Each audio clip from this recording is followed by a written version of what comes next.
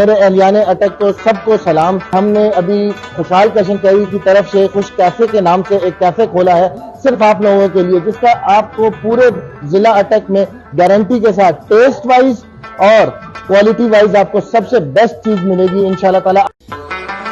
जो बाकायदा इफ्तिताह हुआ, अभी जो आप रश देख रहे हैं, और ये इस बात का रूह बोलता सबूत है कि खुशहाल कैश एंड कैरी जैसे लोगों को सस्ती चीजें प्रोवाइड कर रहा है, इसी तरह फास्ट फूड में भी अपना एक नाम रखता है। और यहाँ पे आप जो रश देख रहे हैं, पहले दिन से इतना रश बना हुआ है। यहाँ पे फैमिली के लिए खूबसूरत बैठने की सेटिंग है और पुरसकून माहौल है।